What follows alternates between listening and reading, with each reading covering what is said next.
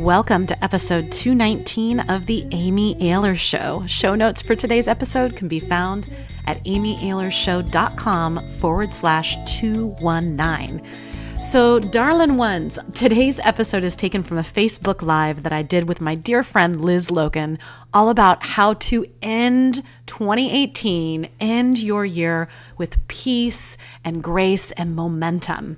Enjoy. So have you noticed that sometimes when it comes to the end of a year, the year is winding down, that somehow we start beating ourselves up? I like to call it having an inner mean girl attack, where all that we can see are our failures, our disappointments, the things we didn't complete, the things we said we were going to complete and then didn't, all of that stuff. And we start going into this beating ourselves up cycle. Does this sound familiar to anyone? Well, guess what? Liz and I are here to help you with that exact thing. This is all about transforming your self-doubt into self-confidence. And we're doing that just in time for you to end this year with peace and with grace. I'm so excited to have my dear friend Liz Logan with me. Let me tell you a little bit about her. She's really a trailblazer, truly a trailblazer in the world of wellness and female entrepreneurship. She travels around the world in big and small ways. She goes and leads big retreats. She goes and leads small retreats. She's amazing. We actually have our own retreat that we're co-leading together in the magical wonderland of Vail, Colorado, coming up in January. Check it out at soul2soullive.com. We'll talk a little bit more about that in a minute. But what I love about Liz is that, first of all, her positivity and positive attitude is absolutely infectious. She's one of those people that you are around and you feel like you're basking in sunshine just wherever she goes. And I'm just so incredibly excited to have you here on the Amy Ayler Show. Thanks, Liz, for being here. Well, I'm thrilled to be here. You're one of my favorite people to talk to. So well, thanks, lady. To talk to you. It's awesome. But thank you for that introduction. I just feel blessed to be on this journey of influencing people's lives with you and all the things that you're doing in your world. Thank you, darling. Yeah. So you and I were talking before we went live about this tendency at this time of year, like we're just, for those of you that are in the US and celebrate Thanksgiving, we just had that. We're now officially in the holiday season. Things can be a little bit hectic. And then we start realizing that the year is almost over and a little bit of a panic sets in. Does this happen to you and your clients, I'm sure? It's actually why I wanted to talk about it today, because I feel like I have this disclaimer about this conversation, that this is actually, we're having this conversation today to help ease my level of stress right now, because I feel like, there's something about the timing of Thanksgiving, and we're so, thankful and grateful for all the people that we're surrounded by during that holiday. And then it's like we blink and wake up the next morning and it's just go time and it's chaos and we got to hurry and decorate the house for Christmas. And there's a massive to-do list, and oh wait, it's Black Friday, and then it's Cyber Monday, and it's Shop Small Saturday. And it's so much to think about and to do. And what I was reflecting on the other day, which is kind of where this whole concept came for me, I hit this every single time at this time of year. I'm always like, all right, chill out. You need to go out and get fresh air, which I highly recommend. One of my favorite things to do in a moment when you're like this is just to take a pause and go take a 10-minute, reset walk, because the chaos will be there when you get back. And it's just super important to do those self-care moments throughout the day. For sure.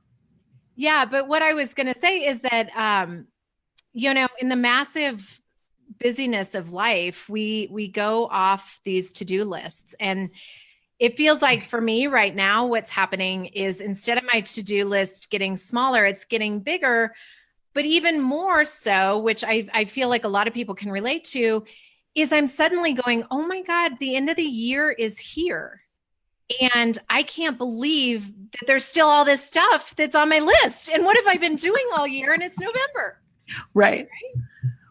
Totally. Well, and so, this is something that happens with, I know both of our clients, women that we're in workshops with, women in the corporate sector that we're working with.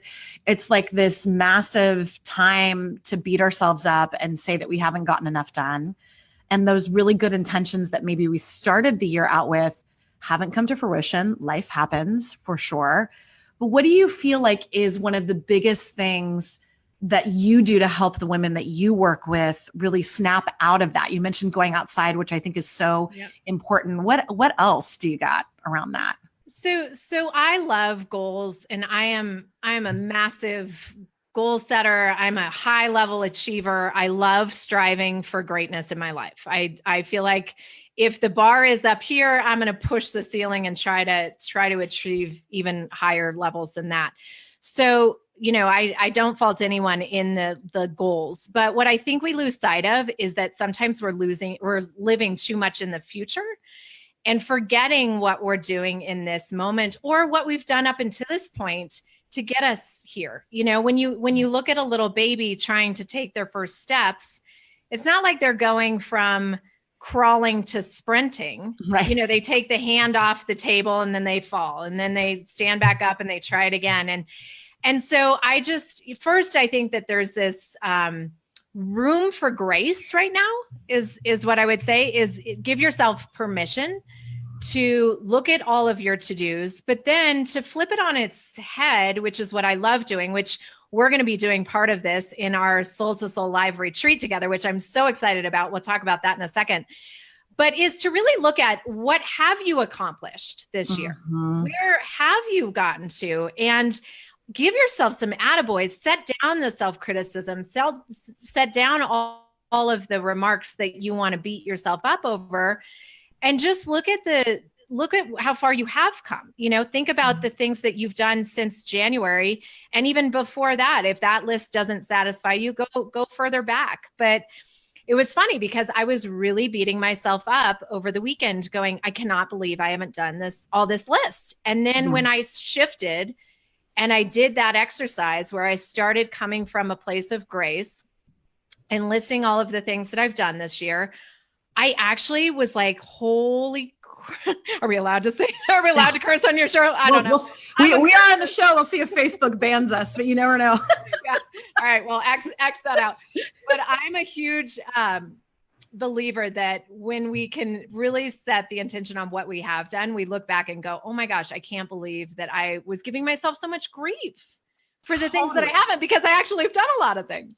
All right. So everyone watching, listening, I want you to take out a piece of paper and just right now in this moment, why not? You're listening, right? Yep. Just list 3 wins, 5 wins, 10 wins. What are you proud of yourself for? And I feel like so often, and I know you and I talk about this a lot, it's like for women, we're so easy, women especially, and guys that are watching, I know, don't worry, I don't think that you're completely off the hook of this, but women in particular, we have a really strong negativity bias in our brains. It's actually how our brains work.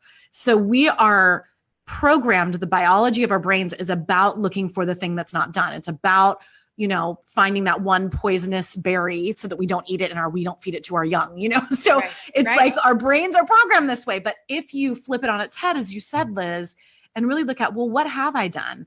And I think not only those accomplishments and those things of what have I done, but also who have you become? Mm-hmm. Who are you proud of becoming more this year? Maybe you have more patience this year. Maybe you have more compassion for other people's situations. Maybe you have more self-compassion this year. Like, who have you become? Because we focus so often on the doing and forget about the being part.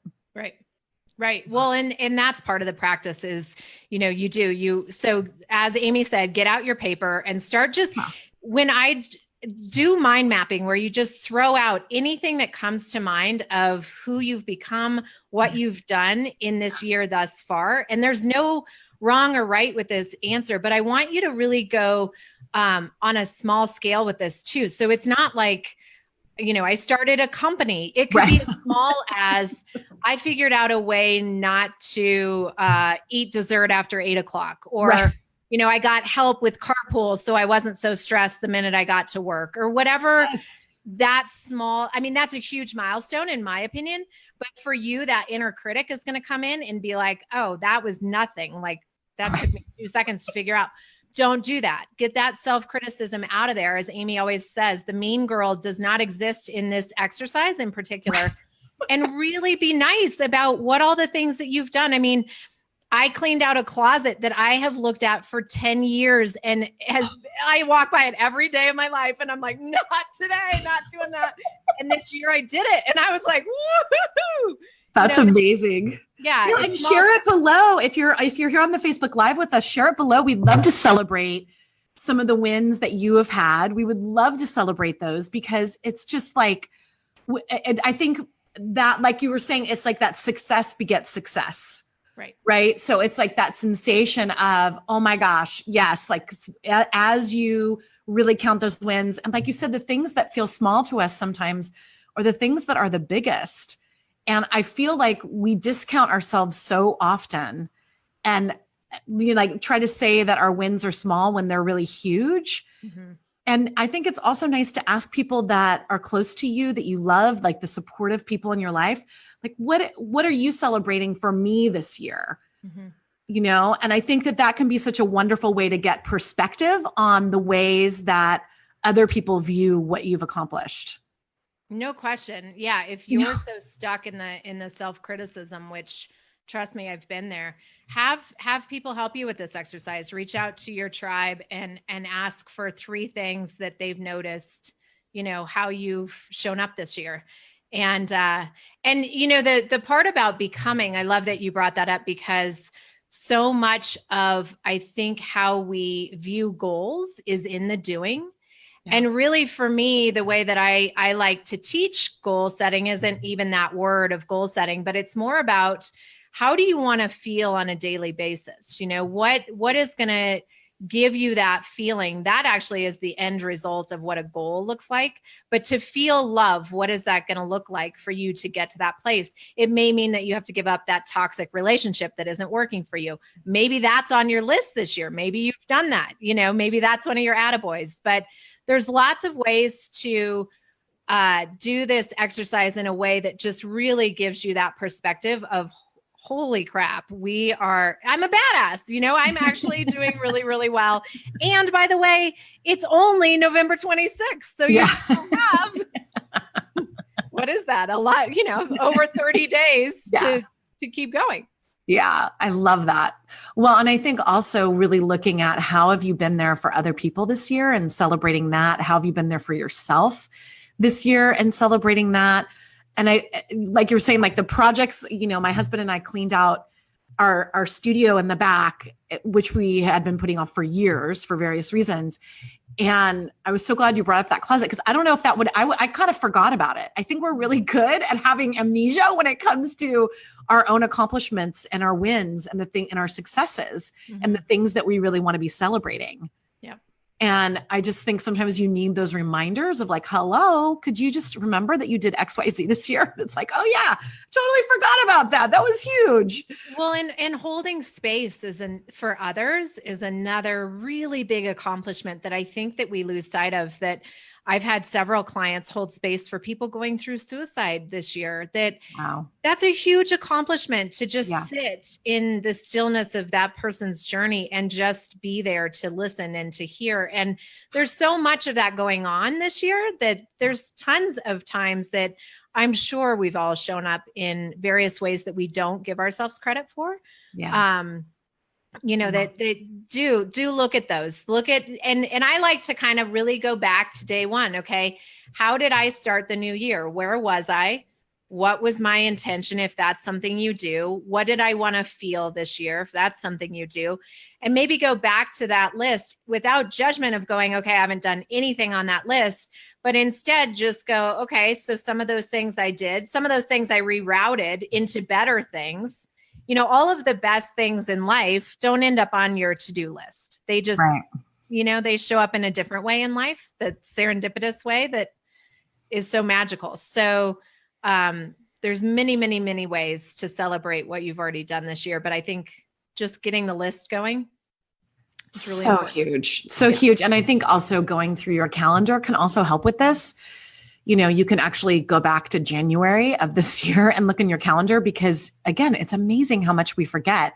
And our inner mean girls, they will totally make us forget all the things that we've accomplished. Mm-hmm. So I think that is so huge. I love that you do. I always call it like the year-end inventory and really doing that. And so I'm curious for you because I know inevitably we're also going to be looking at intentions, like disappointments that we've had and failures and things that we tried this year that were total flops. I know I have many of them, right? Like all of those things that didn't go so well. So I'm curious for you, Liz, and the work that you do and what you do personally as well.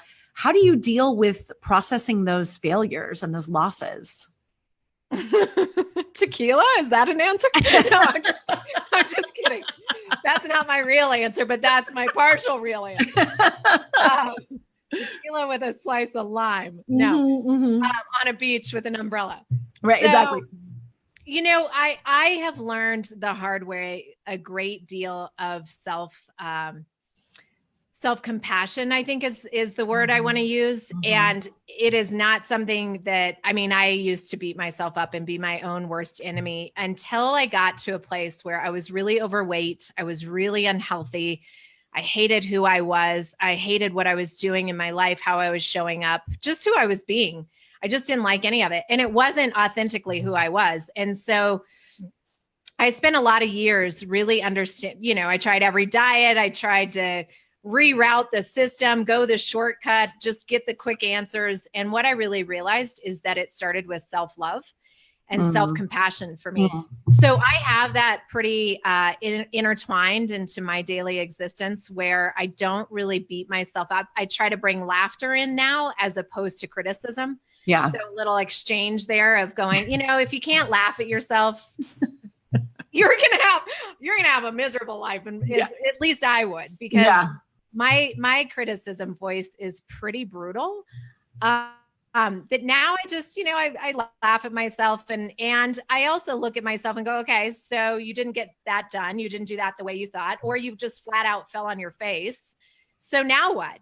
Pick yourself up, dust yourself off, cry if you need to, go have the tequila if you need to, whatever. But get back in the game in a way that you change the mindset. You shift your vantage point of how you're looking at something. And instead of seeing it as, orange and purple, maybe it turns to black and white or green. And all of a sudden you're seeing a different way around what you were trying to do before. But I think that's a really good point you bring up, because I think in this day and age, there is so much pressure on women to be this image of perfection and to be able to do all things. It's driving me crazy, this superwoman effect. I'm like, seriously, we're all going to fall on our faces if we don't learn how to support each other in the idea that it's okay to be messy. It's okay to color outside the lines. It's okay not to get through all of the tasks that you're meant to get through, and that's where that self-compassion for me. I mean, the way we treat children is so full of compassion and love. And then you look at how you treat yourself and it's like, well, shoot, I don't even know if that exists in my relationship to self. So I think that's for me a huge, huge step. I love that. I think that self-compassion is, well, me. I mean, that's such a cornerstone of the work that I do for myself and do for the world and do in my books and all of that stuff, because it is such a huge piece. And I always, whenever I'm talking, especially to working moms, but to women in general, like you said, like the superwoman effect is insane. And really understanding that life exists with the to-do list that's never ending. There really won't be a moment where you've just got it all checked off and everything's perfect and that's that. And it's like going, well, who am I going to be in the face of this? And really understanding who are you going to be when you do disappoint yourself or you disappoint another, and how are you going to be with yourself? I always love the Winston Churchill quote, success is leaping from failure to failure without loss of enthusiasm. Exactly. And I just think that's so awesome, That's exactly it. And if we can do that, I mean, because, all greatness comes from failure. There's failure along the way. We're going to fail. We're going to trip. We're going to stumble. We're going to make lots of mistakes. That is the lesson, right? Is that there's this deep rooted thing that we need to, I almost think of it as like this, treasure chest where you go and you pick up the stone from that lesson and you carry it on into your next task. And it's like a video game where you keep collecting these lessons along the way. That's life. And I think the thing that I just wanted to say about the self-compassion and self-love, that I get a lot of pushback, especially from women, because we are caregivers, we're nurturers. There's a lot of comments about how that's selfish. And I just want to speak to that for a second, because I think that's such an interesting thing. From the standpoint that every time we get on a plane, every single speech, it doesn't matter which airline it is, Fun Southwest or whichever one, they always tell you to put the oxygen mask on first before giving it to anyone. Anyone that you love more than you love yourself. Your child is sitting next to you and they still tell you to stick that oxygen mask on first. That to me is self-love and self-compassion. If you don't have those as the foundational root of how you're operating in life, you're going to struggle. And there's going to be times where it's just going to be more difficult for you to really navigate through tough waters. So if you don't have that practice, just think about that oxygen mask and maybe dive into it a little bit deeper, especially this holiday season, because we're going to need it.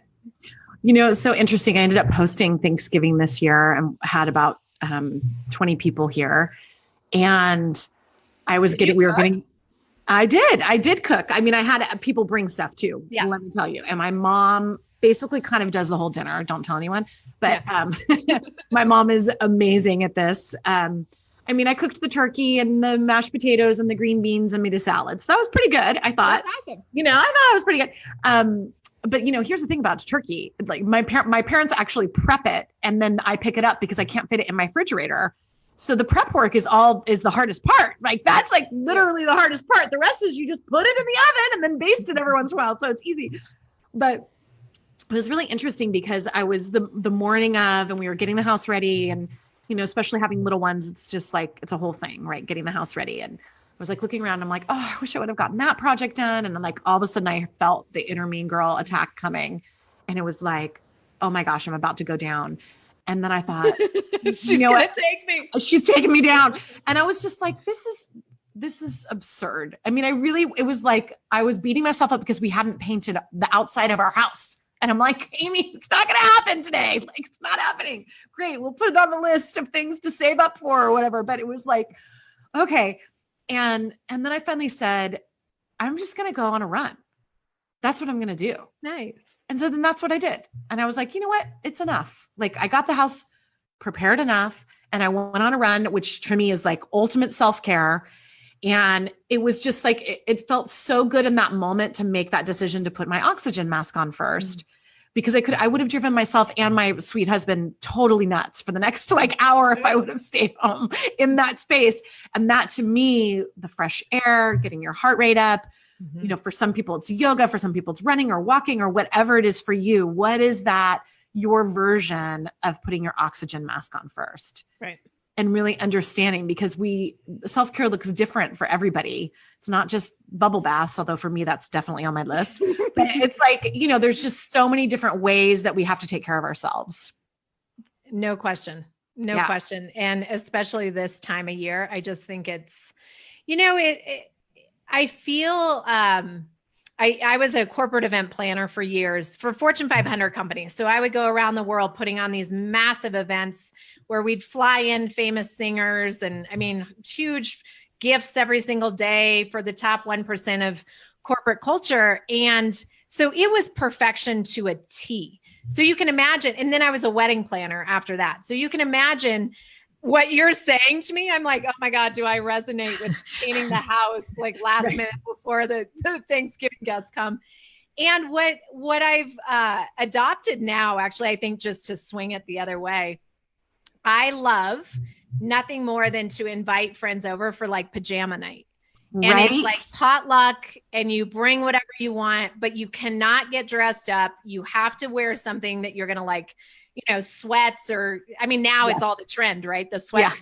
Yeah. but I'm talking about like down home lounging. Yeah. Lounge and and it has been some of my favorite nights with people that I love, because there's no pressure. We're not trying to be something we're not. We're not trying to be so freaking perfect. And it's nice. It's nice to get messy. I love that. And I've actually was thinking about that for this holiday season. I was like, maybe we should host a pajama party. We can like play games and wear our pajamas and the kids can be in the other room playing games and wearing their pajamas, because it's just like the whole getting dressed up and all that stuff can sometimes be fun, but sometimes it's just exhausting. No, there's a time and a place for it, no question. And For sure. I love getting dolled up, but I also prefer, most of my preference is just to, you know, have a nice meal with some great friends around a fire or whatever, or a movie, whatever it is. But I'm trying to implement more of that because Yeah. I think culturally we're craving that. We're so strung out of go, go, go, go, go, that it's nice. And that's why I think I'm actually so excited about our event in January, because Yeah. so if we haven't mentioned it yet, Amy and Yeah. I are doing a 3-day incredible women's gathering, soulful event for the new year. And I cannot tell you how thrilled I am, Amy, to be doing this with you out of all people, because everything we're talking about, it's going to be like the best girlfriend, intimate, relaxed, open your heart, get the support you need. But it's going to be set at 8,100 feet above sea level in Vail, Colorado, which is where I live. And it is such a magical, we're doing it right in Vail Village. And it is such a magical place to just let everything go and really open yourself up for transformation to happen. And so everything we're talking about today, I feel like we're actually already in the retreat on some levels, because we're going to be doing a lot of this talking and guiding through how to really get the inner critic out, how to step into confidence and self-love, and to position yourself for the best year you've had yet, and to get the tools that you need to do that. So I'm so excited, Amy. I'm so excited too. And you can check it out at soul2soullive.com, and soul2 spelled T-O, soul2soullive.com. And actually, it's Cyber Monday for those of you that are with us live right now. It's Cyber Monday. So we thought we would extend an early bird discount, which ends, I think, in like tomorrow, right, Liz? No, it's ending tonight at midnight. It's ending tonight. Okay, so it's ending tonight at midnight. Yeah. So definitely you want to check it out right now. Come and join us. Also, the first 10 women that enroll, and I know some of those spots are already taken up, are also getting a very special group coaching call with Liz and I before the retreat in December. So you definitely want to be one of those first 10, soul2soullive.com. I think that one of the things that I'm most excited about, so Liz, you know me, like I'm not a skier, a downhill skier. I'm super excited though, because I really want to try cross-country skiing, because I think I would really enjoy that. But I'm not a heights person. So for me, going on the lifts is not my thing. But I'm so excited because I actually love the snow and being in the crisp air surrounded. I mean, you have to go to soul2soullive.com to see the pictures of where we're doing this. It's so majestic and magical. And it just feels like literally giving yourself the gift of a clean slate, surrounded by all that white snow. Yeah. I mean, oh my gosh. And then the sisterhood and the laughter, and I'm sure there'll be tears in a great way, the releasing, and then also all of the intention setting that we're going to be doing. Because I know for me, it's one of the most important things that I do all year is set my intentions at the beginning of the year. So we're going to be walking all of the women that are there with us through our special processes and rituals that we have around that. Yeah. Plus, one of the things that I really believe to make shifts happen is to do things that you've never done before, and to get out of your comfort and to try something new. And so there's going to be a lot of new in terms of movement. So one of our partners is Soul Cycle, which is doing a pop-up in Vail this winter. I'm super excited. I actually helped them secure that to come to our town, and we're going to be doing Soul Cycle together for those that really want to partake in that, which I'm hoping everybody will, because it'll be all different levels. Everything's going to be all levels in all of this, because it's really just about your own journey and really tapping into something deeper than you probably ever have in your life. But we're also going to be snowshoeing together. We're going to be doing a lot of really cool mountain events that we've got great partners that have decided to jump on board with Amy and I to create this really special gathering for you guys. And one of the things I'm most excited about is we're having a phenomenal celebration party on Saturday night with our local jewelry store, which if you could see this store, it's so beautiful, right in Vale Village. And they are going to do a party exclusive for us with one of my favorite restaurants is going to cater, and champagne, and one of their favorite jewelers is going to highlight some of his stuff. And just, I don't know, it's just going to feel like a fun celebration of embracing all that there is to do in the mountain towns. So, so if you haven't been to Vail, or if you live in Vail, it doesn't matter. It's going to be just an awesome experience. It really is. I am so excited for it. So as we wrap up here, again, that URL is soul2soullive.com. Liz, I want to ask you one final question that I ask all my guests here on the Amy Ayler Show. And that is, what is messy and what is magical about your life these days? How long do I have to answer these questions? However long you want. You know what's funny is that I feel like the majority of my life is very messy right now. I manage 5 different companies, and there's not a day that's predictable in that. And so it's very messy of just having to roll with the punches and laugh a lot and do the best I can. So that for sure is messy. There's some personal stuff that's messy too. Struggling with a lot of people around me that are questioning life on this earth right now in these hard times. So, so really extending space for them feels really heavy and messy, but it's also part of the journey that I think a lot of America's on right now, or the world really at large. Yeah. So having compassion around that.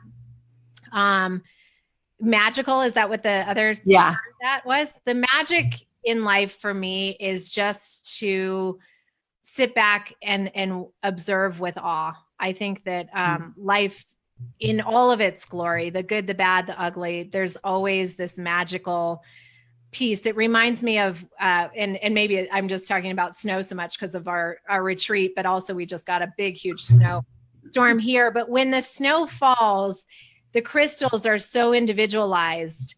And when you look at the crystal, it has this incredible bundle of magic in it. And that to me just feels like that awe-inspiring gift that is not just in the snow, but all around us, if we're really awake enough to look for it. So I challenge myself every day to be awake enough to see that magic, because it exists. It really does. Yeah. Thank you so much, Liz. I'm so glad that we got to have this conversation. And everyone, make sure to make your lists of the wins. And I would say even set an intention, is there one win you want to create before this year closes up? Because there, as you said, Liz, there's still time. There's still time, but definitely take that list with grace as you jot out all the things. Be proud of yourself as opposed to going into that self-criticism. That was what the whole point was. Exactly. I love it. And I hope to see all of you in Vail with Liz and I for Soul to Soul. It's going to be awesome. Come play with us. So much love. Bye-bye, everyone.